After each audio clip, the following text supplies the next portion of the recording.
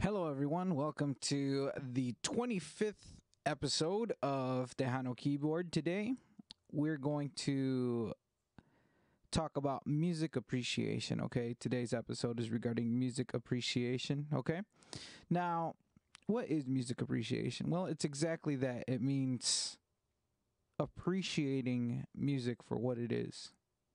What music is to one person might be something completely different to somebody else.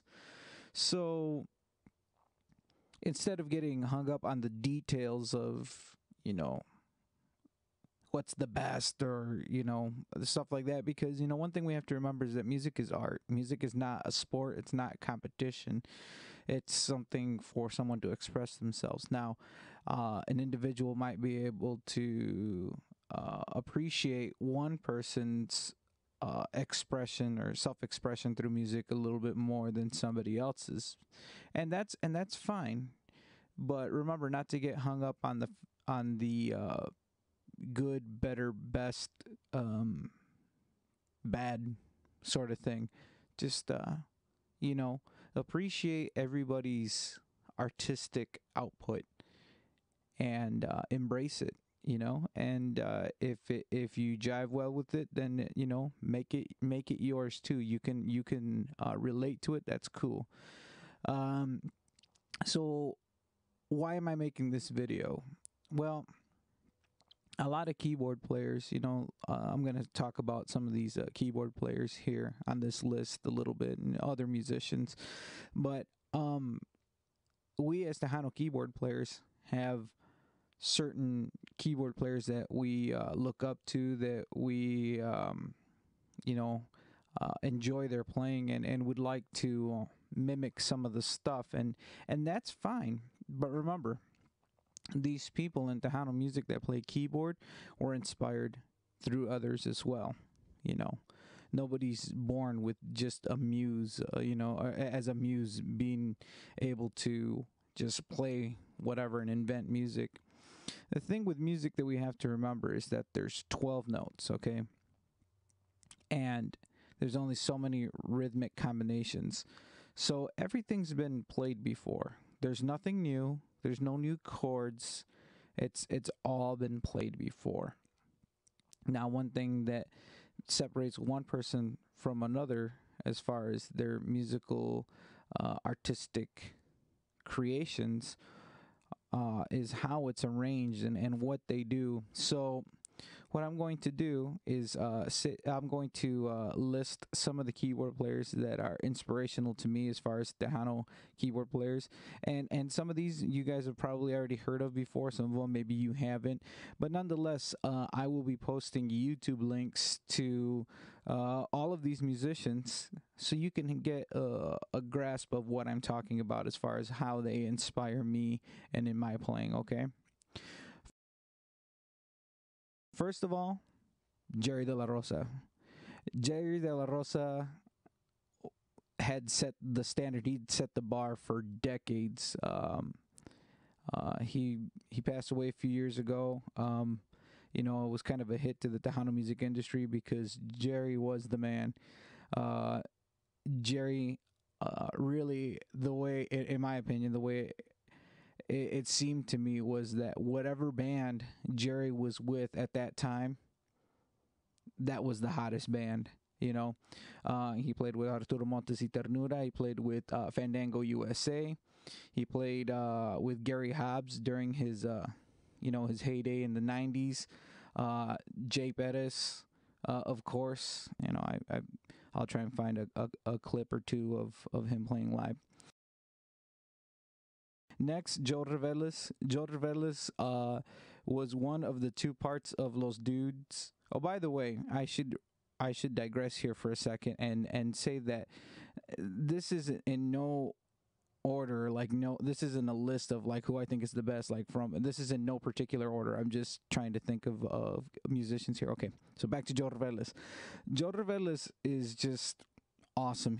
He has a lot of harmonic abilities, we'll just call it that. He creates a lot of dissonance, and he also has some great melodies because he is a songwriter as well.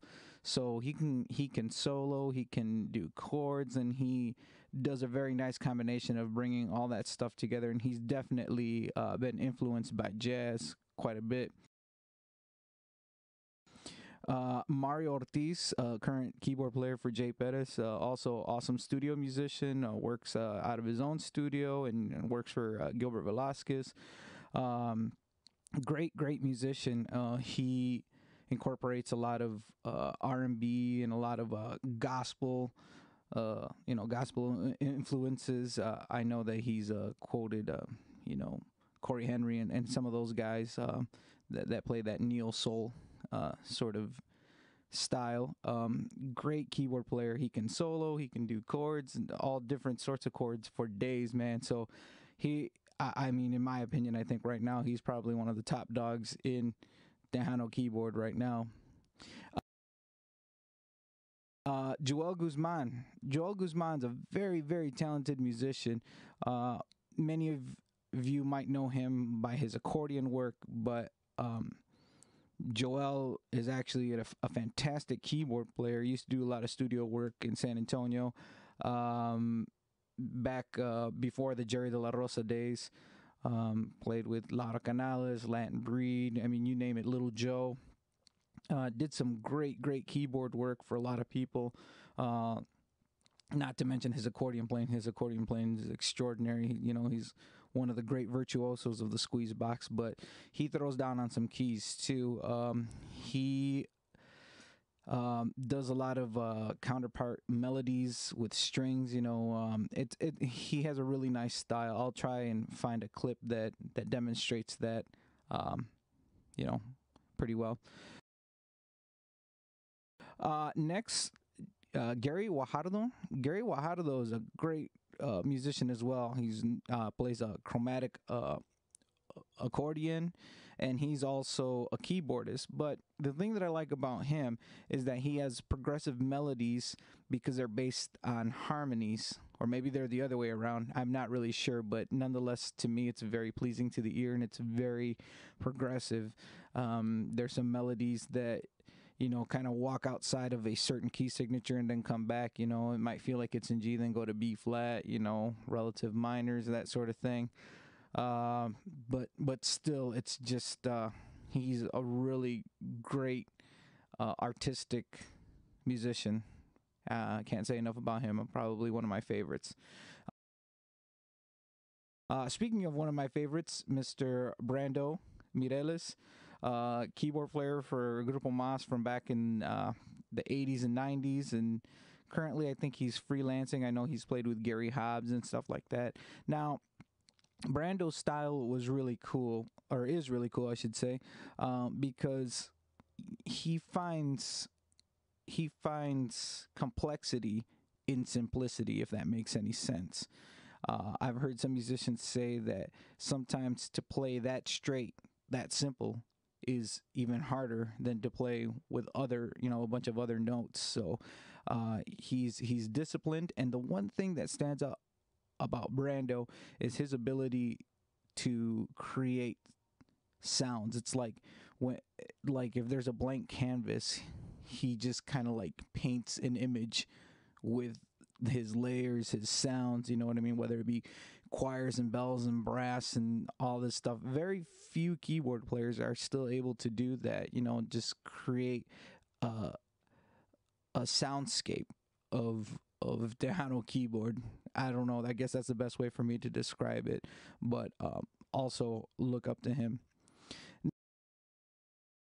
Now, next, Rick Fuentes. Let me tell you about Rick Fuentes, man. This dude is a bad dude. Comes from California, plays with Ruben Ramos. I know he played with Fandango back in the day. He's actually an accordion player, but he plays piano accordion, so I kind of like lumped him into the Tejano keyboard category like this.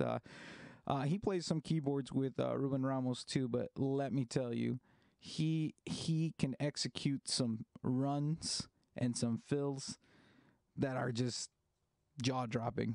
He's just amazing. He's a very good musician, a good producer. I get a lot of inspiration from that cat. He's very, very good. So I'll try to put up a link too for to kind of showcase a little bit of what Rick does. Okay. Raul Garcia. Surprisingly, I made friends with Raul Garcia on Facebook, and little did I know that it was the same Raul Garcia that inspired me several years back. I purchased a cassette back in the the early 90s, something like that, of a band called Sergio Gutierrez y Café. The band was super, super progressive, and I really enjoyed what I was listening to. As a matter of fact, I'll be doing, or maybe I might have a video up already of Sergio Gutierrez y Café. No, it'll be coming up. Okay. Sergio Gutierrez y Café, Gotitas de Dolor. It's a remake of a old bolero, but man, let me tell you, there's some chords in there. It's just out of this world. It's a great tune, in my opinion. Some people might not like it.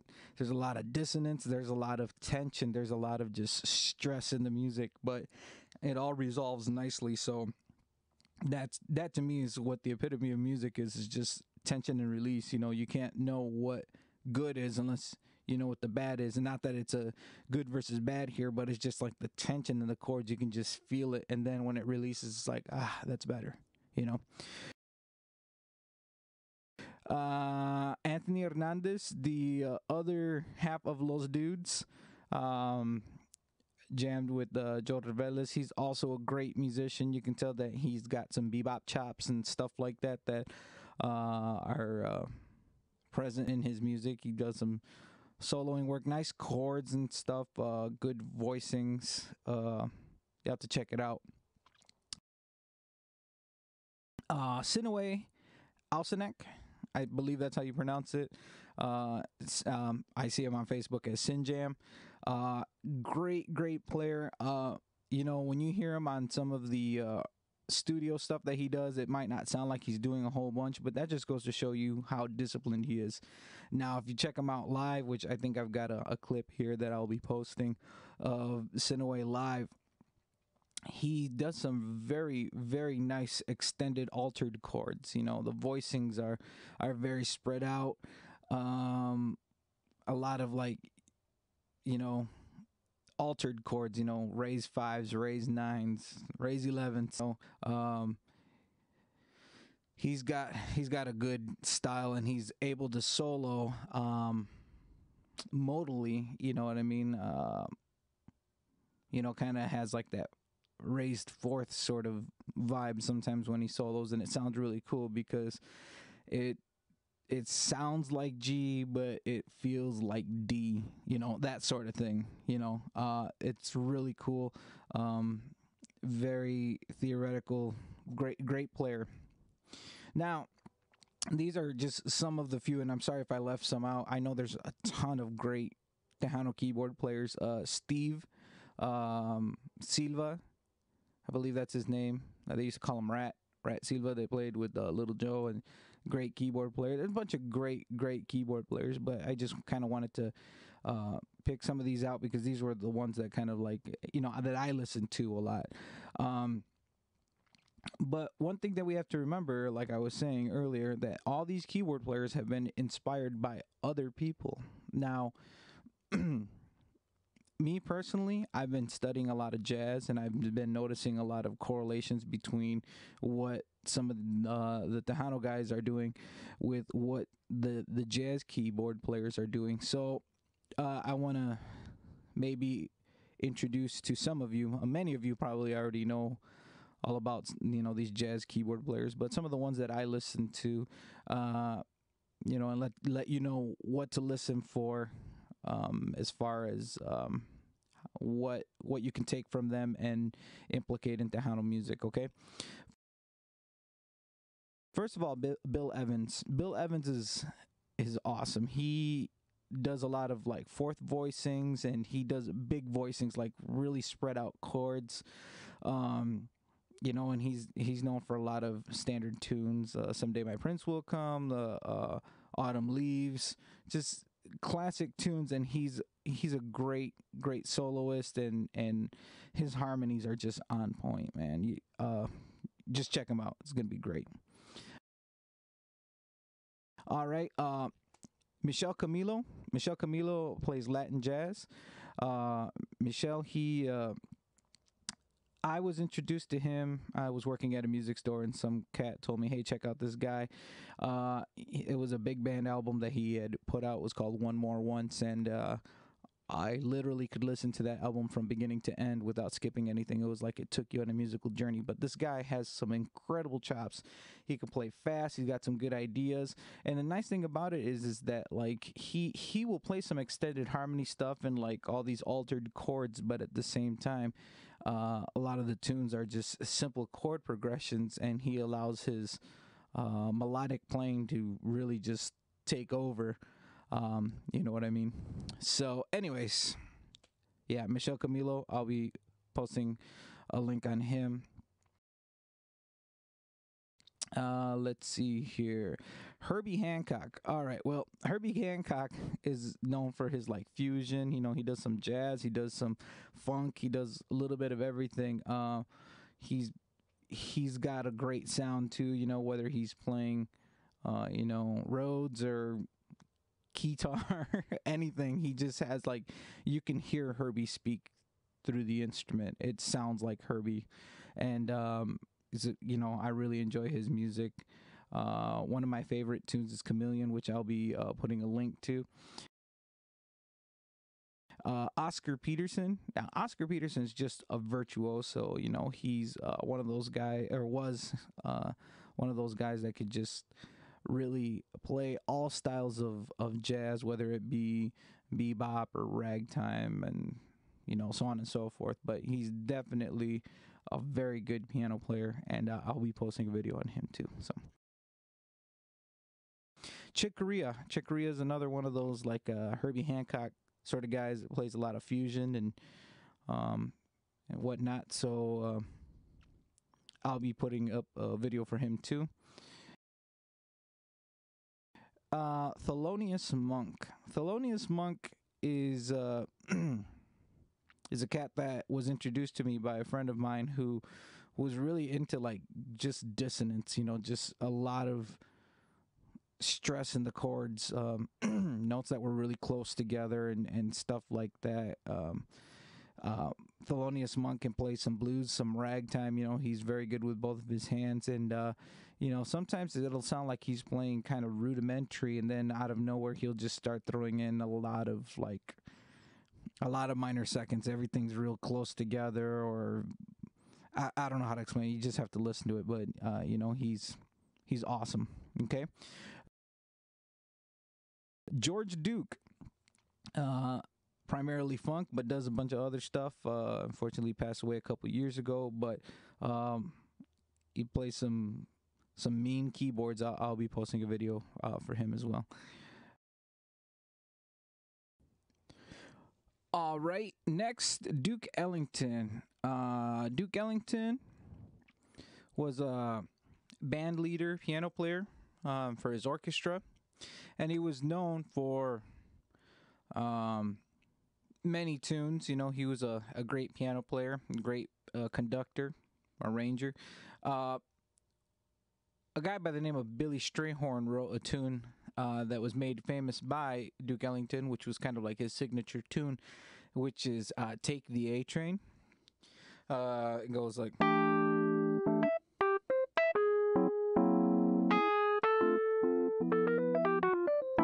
Okay. That was actually significant to some late 80s, early 90s Tejano. That was actually Take the A Train was incorporated to the end of Polkas de Tigre by Grupo Más. Dun, dun, dun, dun, dun, dun, ba-dum, ba-dum, ba-dum. Okay, so that's that tune. And then, oops. Anyways, so that's that tune. And Duke Ellington was kind of like my first. He was my gateway into jazz when I was really really young. I was like, "Who's Duke Ellington?" And I really liked his big band orchestra. Next, Billy Taylor. Now, Billy Taylor, in my eyes, was a really vital part to the jazz industry, and in many ways, I feel like Billy Taylor and I kind of shared a lot of the same ideas. He was a jazz advocate, and he was an educator, and he felt that educating the youth was the way for jazz to live on. Unfortunately, he passed away a few years ago. Um, but that's about as far as our similarities go, because he is a phenomenal, and I'm talking about crazy good piano player. He has an amazing left hand, and he covers all sorts of different styles from bebop to, you know, everything from blues to bebop and everything in between. He's really, really good. There's a really great video that I'm going to be posting. It's called the Two Hands of Billy, the Two Hands of Billy Taylor. Great musician, can improvise like nobody's business. All right, now let's make a crossover into the R&B and gospel realm of keyboard players. Jamar Hartwell, great gospel keyboard player, really turned me on to the tritones and how to use those in different voicings and all that stuff. He, not only that, but he has great harmonies, great melodies. He's just a really good keyboard player. Corey Henry, I mean, he's just a monster. He can play organ, Rhodes, piano, all of it. And I know you guys are like, well, those are all keyboard instruments, but like each instrument has to be played its own specific way, according to Corey Henry. But he is just phenomenal at all that he does. He's part of the band Snarky Puppy, and be sure to Google them or YouTube them. Anyways, I'll also be putting up a video. One thing that I really admired about Corey Henry is that he actually has a channel where people are asking him about different licks that he uses and whatnot, and it's called Class with Corey, and he addresses emails and stuff that people are sending him as far as what he's doing, and he's breaking it down for everybody so they can get acquainted. Some of the other obvious R&B gospel keyboardists that I really enjoy, and some of them maybe you guys you weren't really hip to them or whatever, but of course Stevie Wonder. Stevie Wonder is awesome. The reason that I really look up to Stevie Wonder is that, well, as all of you know, Stevie Wonder is blind, so he relies solely on his ear, and I think in a lot of ways that's a good thing to rely on your ear, because your ear will tell you what sounds good and what doesn't. And another thing is that he plays very melodically because he plays harmonica too, so he understands how to play single note lines and all that stuff, and he's fluent in all keys. A lot of his tunes are in keys that us quote unquote Tejano keyboard players aren't used to playing, the key of B, the key of D flat, C sharp, so on and so forth. He plays in a lot of different keys, and then he'll do chromatic key changes in the middle of the song, up a half step. So just a great musician. Everybody knows that Stevie Wonder's a musical genius. And next, Brian McKnight. Okay, Brian McKnight has some awesome melodies and chords. He uses a lot of tritones and fourths and all that. One of my favorite videos is of him playing One Last Cry with I forgot his name, but He's Asian, and I'll put that link up. But they're singing "One Last Cry," and oh man, Brian McKnight is killing it. So be sure to check out that video. That's a good video too. And now, I know you guys might be laughing at me a little bit, but the last one that I think he's really good too is Jamie Foxx. Um, he does a lot of stand up. He's done some stuff like I'm gonna need security and all that stuff. But anyways, he sits down at his piano and he's doing his comedy routine and playing piano, and some of the stuff that he's doing is actually really sweet. So I'm gonna post a video of something that's very funny. Um, he takes the Brady Bunch theme song to a different realm. We'll just leave it at that. Okay. Now, this next section of musicians are probably about among some of my favorite musicians. Um, I'm going to add one more to the list as I'm talking here. I'm just thinking.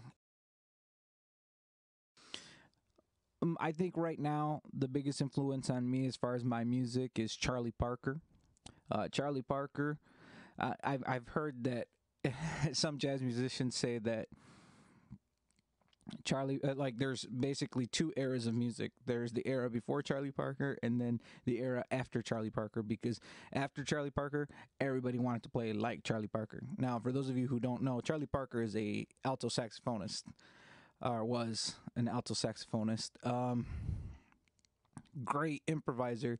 Now, what made him so unique is that he had the ability to play lines that were melodic and harmonic all at the same time.